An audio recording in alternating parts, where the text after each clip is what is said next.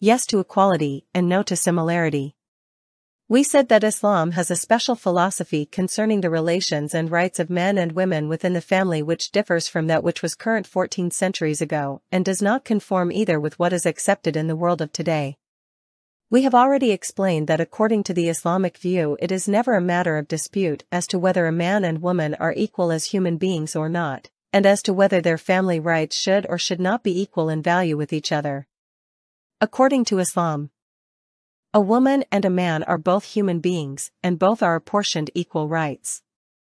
That which has been kept in view in Islam is that woman and man, on the basis of the very fact that one is woman and the other is a man, are not identical with each other in many respects. The world is not exactly alike for both of them, and their natures and dispositions were not intended to be the same. Eventually, this requires that in very many rights, duties, and punishments, they should not have an identical placing.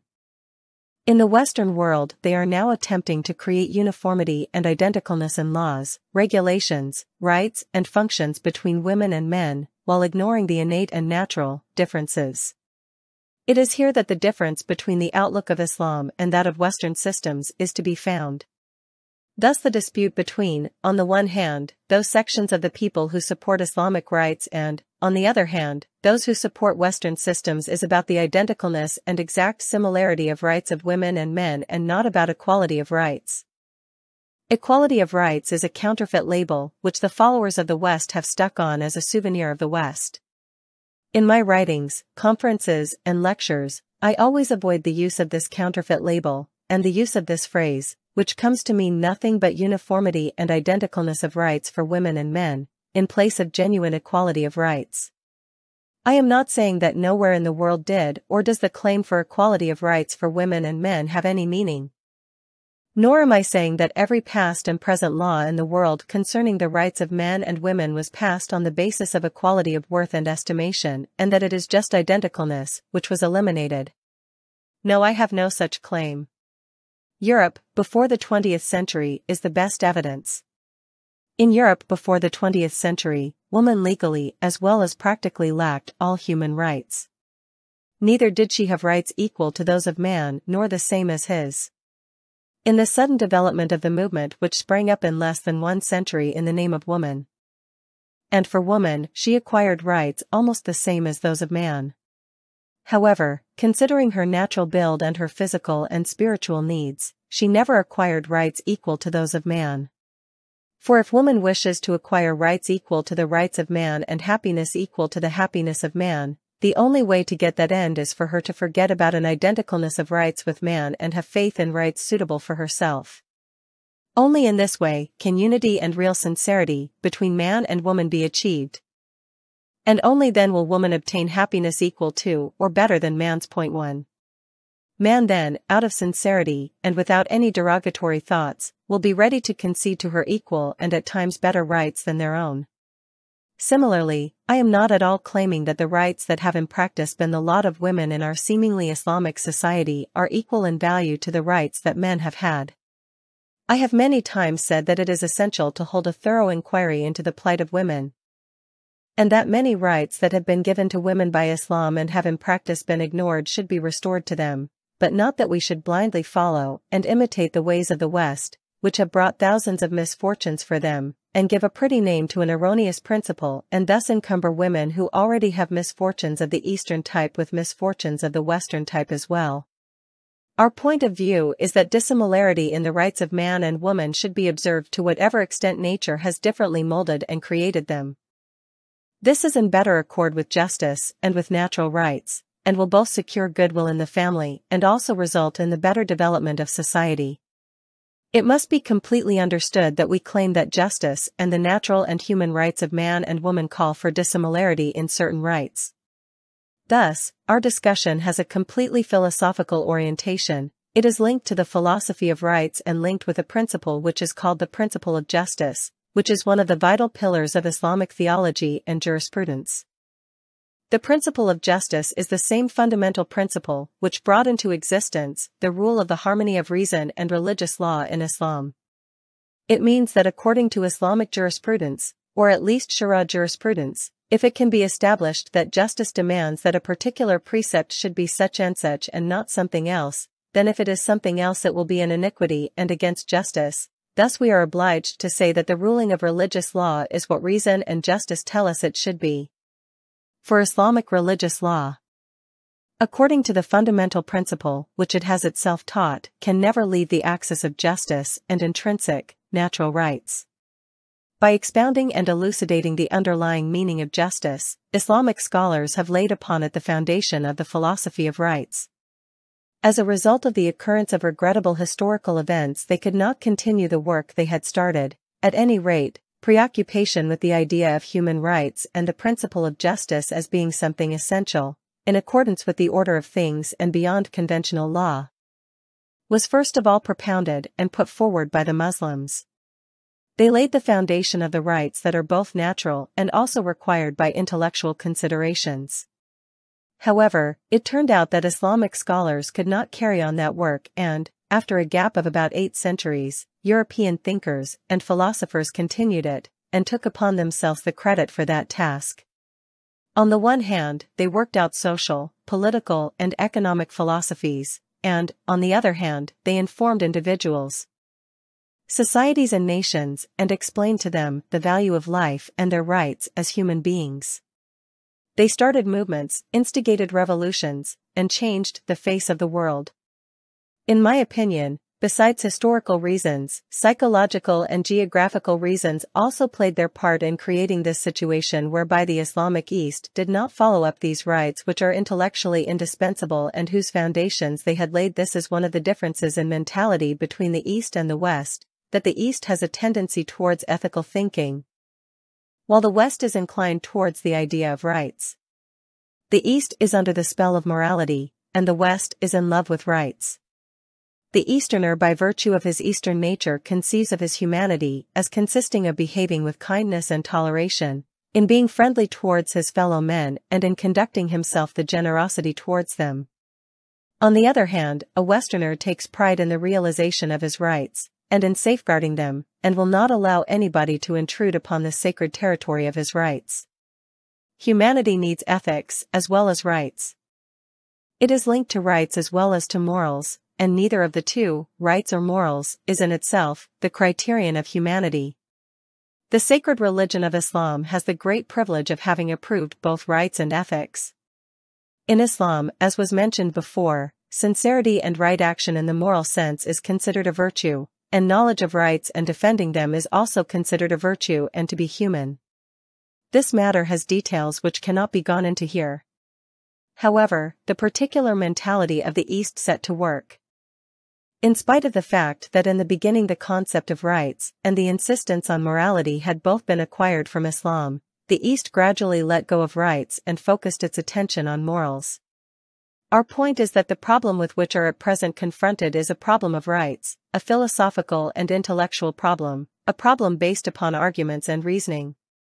It is closely connected with reality of justice and the nature of the rights. Justice and rights were in existence before any laws were passed in the world. So the enacting of a law cannot change the reality of justice and the human rights of mankind. Montesquieu said, "Before man created laws, there seem to have been relations founded on law and upon justice, between creatures. The existence of these relations itself was the cause of the creation of laws."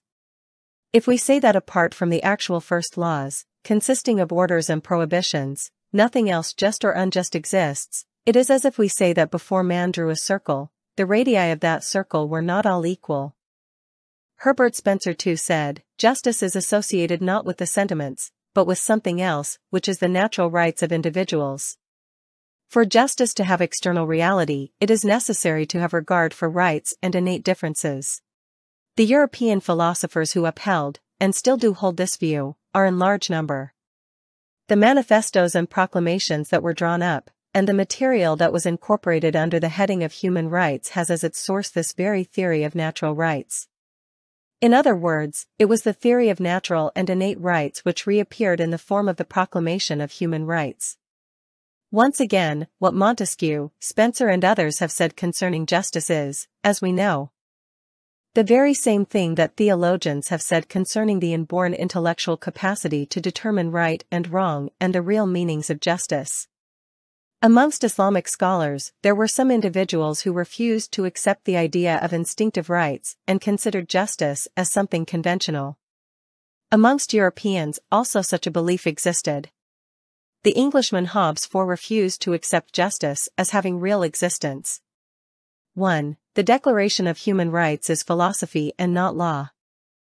The absurd thing is that they say that text of the Declaration of Human Rights has been approved by the two houses of the Iranian parliament, and, as the equality of rights for men and women is included the text of the declaration, so, under the law approved by the two houses, men and women should have equal rights.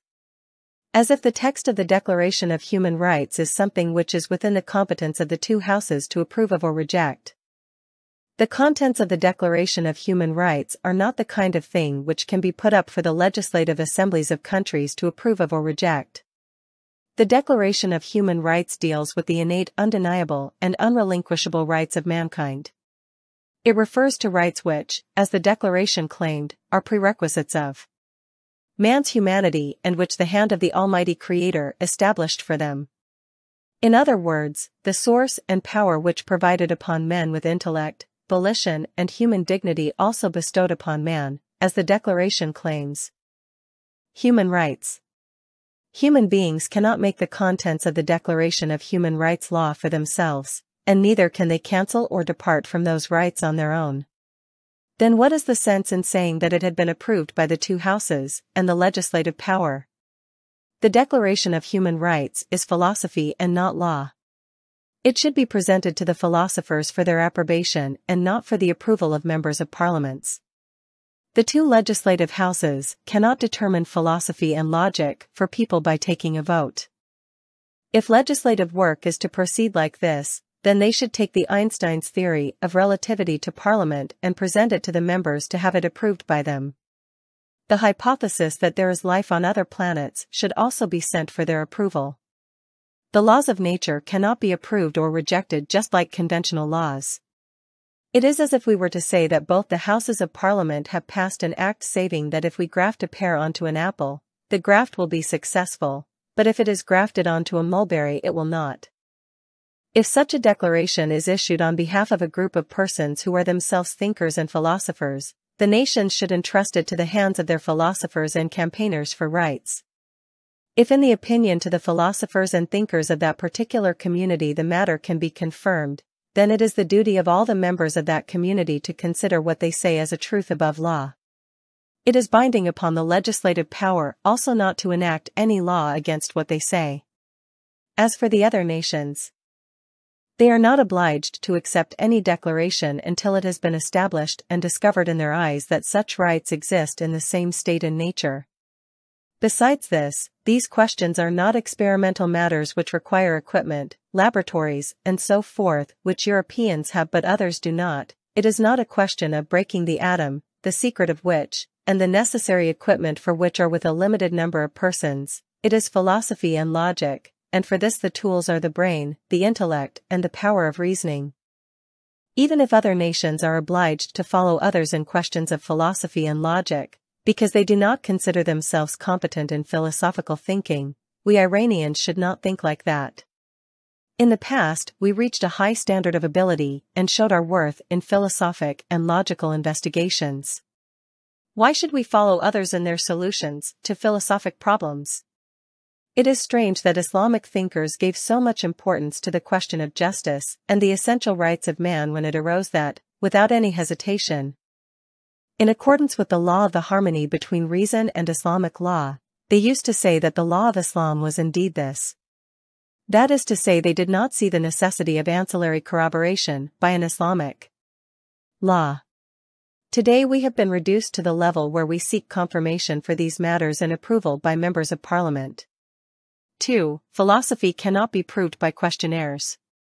More ludicrous than this is that when we want to make a study regarding the human rights of women, we refer the matter to young boys and girls, print questionnaires, and try to find out by the way which they are filled in what human rights and whether the human rights of women and men are the same or different. Anyhow, we are seeking to make a study in a scientific and philosophic manner about the human rights of women on the basis of intrinsic human rights, and we want to see whether those same principles which require that human beings, as a general rule, have a series of natural and God-given rights, also affirm that women and men should have the same kind of rights or not. So, I request the scholars, thinkers and jurists of this country, who are the only persons who really matter and should put forth their opinions in such matters as this, to look into our arguments critically. I would be highly obliged if they gave their opinions together with their reasons for or against what I have written. In order to study this point, it is necessary that we should firstly look at the basis and the roots of human rights, and then consider specifically the rights of men and women. It would not be out of place to briefly refer in the first place to the movements in the present age to do with rights, which culminated in the call for equality of rights for men and women. 3. A glance at the history of women's rights in Europe. In Europe, from the 17th century onwards, voices began to be raised in the name of human rights.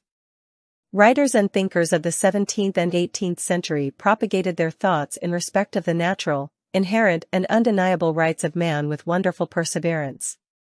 Jean-Jacques Rousseau, Voltaire and Montesquieu belonged to this group of thinkers and writers. The first practical result of the propagation of the ideas of the supporters of natural human rights occurred when in England a protracted struggle took place between the rulers and the ruled. In 1688 AD, the people succeeded in moving for some of their social and political rights according to a Manifesto of Rights 5 and had them restored. Another practical result of the propagation of these ideas was manifested in the War of Independence of America against England. 13 British colonies in North America, due to the strains and difficulties imposed upon them, rose in disobedience and rebellion and at last gained their independence. In the year 1776 AD, a Congress was formed in Philadelphia which declared its complete independence and published a document 6 to that effect. In the introduction that document they wrote, that all men are created equal, that they are endowed by their Creator with certain unalienable rights, that among these are life, liberty, and the pursuit of happiness.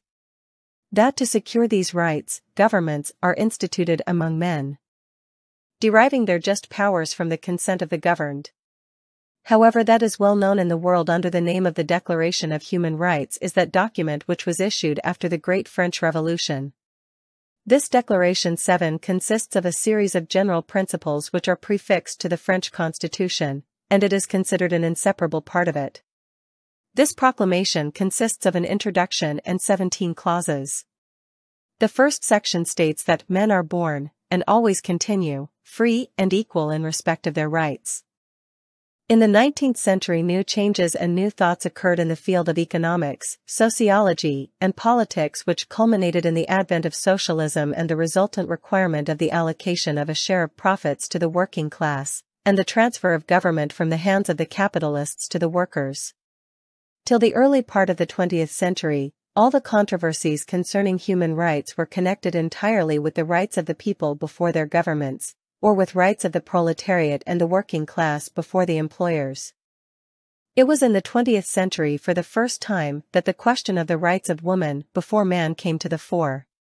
Britain, which is considered to be the oldest democratic country, only acknowledged equal rights for men and women in the beginning of the 20th century. The United States of America, in spite of their generally admitting the rights of all human beings in the 18th century in their Declaration of Independence, passed the act giving equal political rights to men and women in the year 1920, and France also approved this matter in the 20th century. 8. Anyhow, in the 20th century, many groups all over the world favored a profound change in the relations of men and women concerning their rights and duties. According to these people, the change and transformation in the relations of people with their governments, and in the relations of the labor class and the proletariat with the employers and the capitalists did not suffice for social justice, so long as the relations of rights of men and women are not reformed. Accordingly, a Universal Declaration of Human Rights was issued for the first time after the Second World War in 19489 on behalf of the United Nations Organization. In its introduction it was stipulated, whereas the people of the United Nations have once again proclaimed their belief in human rights, and the status and worth of an individual human being and equality of the rights of men and women. The crisis of change due to mechanization in the 19th and the 20th century and the eventual unfortunate condition of craftsmen, especially women, exaggerated the situation all the more, demanding that the matter of the rights of women should be especially attended to. In his Nouvelle Histoire Universelle, Volume 4, page 387, Albert Mallet 10 writes, since the state no longer interfered in any way between the employers and the workers, except to forbid the latter to group together and strike, the employers were able to enforce a real economic despotism. In France, in 1840, in the Rouen region, 11 cotton mill workers labored up to 16 to 17 hours a day. The exploitation for work of women and children was particularly obnoxious. Mortality in the working districts was horrifying. This is a short and cursory history of the human rights movement in Europe. As we know all the matters contained in the declarations of human rights, which have novelty for the Europeans, were anticipated 14 centuries ago in Islam. Some Arab and Iranian scholars have compared the position of Islam with these declarations in their books. Of course, there are differences in some parts between what the declarations say and what is said, and this is itself an absorbing and interesting matter. One of these differences is the problem of the rights of men and women, in which Islam approves of equality, but does not agree with identicalness, uniformity, and exact similarity.